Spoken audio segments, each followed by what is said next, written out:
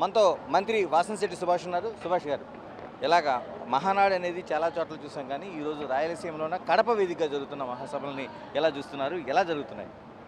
Already Kadapa YSR అడ్డా, YSR party అడ్డా అని చెప్పుకుంటూ ఉంటారు. ఆ అడ్డాన కోటలు బద్దలు కొట్టుకుని ఈరోజు 8 మంది ఎమ్మెల్యేలు ఇక్కడ ఎన్నుకోవడం జరిగింది ప్రజలు. అయితే రానున్న కాలంలో క్లీన్ స్వీప్ చేసే దిశగా మా ఆలోచనలన్నీ కొనసాగుతూ ఉన్నాయి. అలాగే అత్యంత ప్రతిష్టాత్మకంగా మరి ఈ కడపలో పెట్టడం, అదే ఉత్సాహంతో, రెట్టింపు ఉత్సాహంతో కడపనగానే జనాలందరూ కూడా ఇక్కడికి రావటం. ఏదేమన్నప్పటికీ రోజు రోజుకి మేము మా ఉద్దేశాలు ఒకటే, మేము కక్ష సాధింపు చర్యలు చేసే ఉద్దేశం లేదు. అయితే ఏడిపిస్తాం. ఎలా అంటే అభివృద్ధి సంక్షేమం చూపించే ఏడిపించే ఉద్దేశంలోనే ఉన్నాం. మేము చేస్తున్న అభివృద్ధి సంక్షేమం ఈ 11 నెలల్లో చూసి వాళ్ళకి నిద్రలు పట్టట్లేదు. వాళ్ళు ఏం మాట్లాడుతున్నారో వాళ్ళకి తెలియట్లేదు. ఏదోదో మాట్లాడుతూ ఉన్నాడు, సినిమా చూపిస్తాం అని. ఆల్రెడీ జనం వాళ్ళకి సినిమా చూసి వాళ్ళు సినిమా 5 సంవత్సరాలు చూపించారు. సినిమా జనం శుభం కార్డు వేసారు 11 సీట్లు ఇచ్చి. ఇంకా వాళ్ళు వై నాట్ 175 అని 11 సీట్లకు వచ్చారు. అయితే ఆ ఏసీ గదికి పరిమితం అయిపోయి నలుగురి చేత పాలన చేయించి, పాలన కూడా అనక్కల అవినీతి చేయించి ఏదో వచ్చేస్తుంది జనాలకి, మీట్ నొక్కేస్తున్నాం, 10,000 ఇచ్చేస్తాం మా కార్యకర్తలకు అనుకుంటే అది ఏమవుతుందో చూసాం. ఏదేమన్నప్పటికీ మాకు మాత్రం ఒక పండగ వాతావరణం. ఈ మహానాడు అంటే సంక్రాంతితో సమానం. తెలుగు తమ్ముళ్ళందరికీ కూడా, నాయకులకి కార్యకర్తలకి అంతా కూడా రంగరంగ వైభవంగా ఈ కడప జిల్లా అంతా కూడా పసుపుమయం అవటం మీరు చూశారు. అలాగే కేడర్ అంతా కూడా రెట్టింపు ఉత్సాహంతో ఇక్కడ పాల్గొనడం కూడా చూస్తాం. అంటే మీరు ఇచ్చిన రెడ్ బుక్కి కొంచెం బ్యాక్ వెళ్ళినట్టే కనిపిస్తుంది. అంటే ఎందుకంటే జనాలందరూ ఆ రోజున రెడ్ బుక్, ఈ రోజున జరుగుతున్న ఎవరైతే ఆ రోజున మహిళలు కావచ్చు, లేకపోతే పార్టీ నాయకులు కావచ్చు దూషించారో, వెంటాడినట్టు చేశారో వాళ్ళందరి పైన ఇప్పుడు ఒక యాక్షన్ జరుగుతుంటే ఒక రెడ్ బుక్లో ఉన్నది అమలు జరుగుతుంది అనుకుంటున్నారు. మీరు చెప్తున్న మాటలు కొంచెం బ్యాక్ వెళ్ళినట్టు కనిపిస్తుంది. అసలు రెడ్ బుక్ అనేది అమల్లోకి లేకుండానే వాళ్ళే లోపలికి వెళ్ళిపోతున్న భయం. అయితే ఒక నీచ సంస్కృతి గత 5 ఏళ్ళు చూసాం.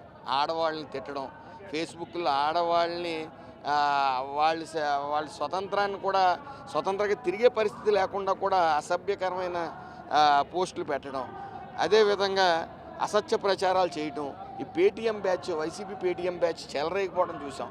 అయితే కర్మఫలం అనేది ఎవరిని వదలదు. మేము పుల్లు సింహాలు అని చెప్పి బూదులు తిట్టి మైక్ ముందుకు వచ్చి కేవలం జగన్మోహన్ రెడ్డి ఆయన చూపు వాళ్ళ మీద పడేలా చేసుకోవడానికి. ఎందుకంటే జగన్మోహన్ రెడ్డి ఎప్పుడు ఎక్కువ ఎవరు బూతులు తిడతారో వాళ్ళకి పదవులు ఇస్తూ ఉంటాడు. ఆయన బూతులు తిట్టేవాళ్ళు, ఆయన పొగిడేవాళ్ళు, డప్పు కొట్టేవాళ్ళు అంటే ఇష్టం ఆయనకి. ఆయన మెంటాలిటీ అంతా కూడా జనాల్లోకి వచ్చి ఎలా మసలుకోవాలో తెలియని పరిస్థితి ఆయన. ఎవరైనా చనిపోయిన వ్యక్తి దగ్గరికి వెళ్ళి ఆయన చూసి నవ్వుతూ ఉంటాడు. ఎందుకో అర్థం అవ్వదు. అది నవ్వు, లేదా కష్టాల్లో ఉన్న వాళ్ళని చూసి నవ్వుతూ ఉంటాడు. మరి ఆయన మానసిక స్థితి ఏంటనేది మాకు ఎవరికి అర్థం కాలేదు, ప్రజలకు కూడా అర్థం అవ్వదు.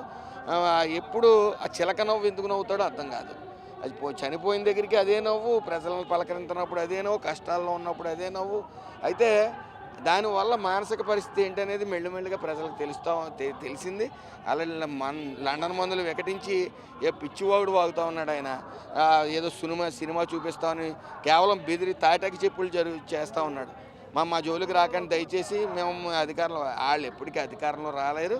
ఎందుకంటే ప్రజలు చేదరించుకున్నారు కాబట్టి 11 సీట్లు వచ్చినాయి. ఒక్క ఛాన్స్ ఇమ్మంటే ఒక్క ఛాన్స్ కదా అని ఇచ్చారు. ఇచ్చిన తర్వాత విజనరీ ఉన్న నాయకుడిని మిస్ అవుతే రాష్ట్రం ఏ పరిస్థితుల్లోకి వెళ్ళిపోద్దో చూశారు. కాబట్టి ప్రజలు పట్టాభిషేకం 94 స్ట్రైక్ రేట్తో 124 సీట్లు ఇచ్చారు ఈ ఎన్డీఏ కూటమికి. ఈ ఎన్డీఏ కూటమి ఇలా కలిసే వెళ్తుంది ప్రజల శ్రేయస్సు కోసం, రాష్ట్ర శ్రేయస్సు కోసం. ఎట్టి పరిస్థితుల్లో అవినీతి చేసిన వాళ్ళని వదిలే ప్రసక్తి లేదు.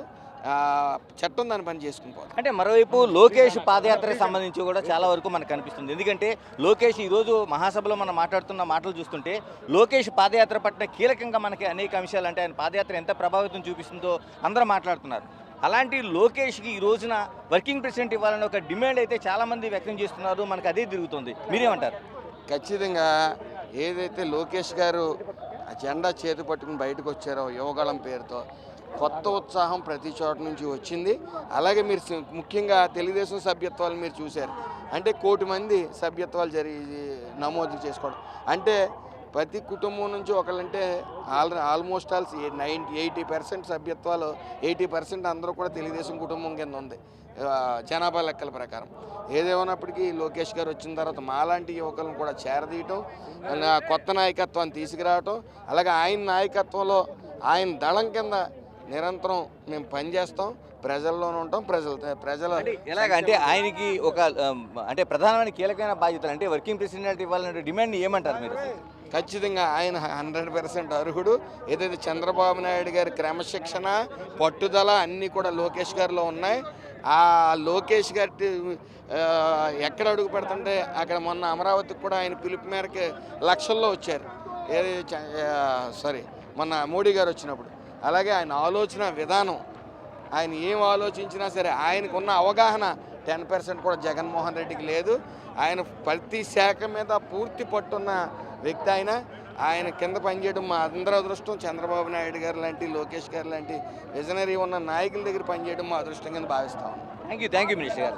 ఇది టోటల్గా మనం చూసుకుంటే అంటే ఎక్కడైతే లోకేష్కి సంబంధించిన అనేక అంశాల్లో పాదయాత్ర అధికారానికి కీలక అంశంగా మారిందనేది ఏకీపిస్తూనే అలాంటి వ్యక్తికి 100% వర్కింగ్ ప్రెసిడెంట్ లాంటి పదవి ఇవ్వడానికి అర్హుడు అయినా ఇవ్వాల్సిందనే డిమాండ్ అయితే మంత్రులుగా ఉన్న వారి నుంచి సైతం వ్యక్తమవుతుంది. మరోవైపు ఏదైతే ఆ రోజు టీడీపీ క్యాడర్ని కావచ్చు, ప్రజలను కావచ్చు, మహిళలను కావచ్చు వెంటాడిన ఏదైతే జగన్మోహన్ రెడ్డి సంబంధించిన అనుచరులు కావచ్చు, ఆ పార్టీ వ్యక్తులు ఉన్నారో వీళ్ళందరినీ కూడా రెడ్ బుక్లోది ఏదైతే వాళ్ళు అనుకున్న మాటలు ఉన్నాయో ఎట్టి పరిస్థితుల్లో వెనకంజే వేసే ప్రసక్తి లేదు, చట్టం తన పని తాను చేసిపోతుందని మంత్రి సుభాష్ స్పష్టం చేస్తున్నారు.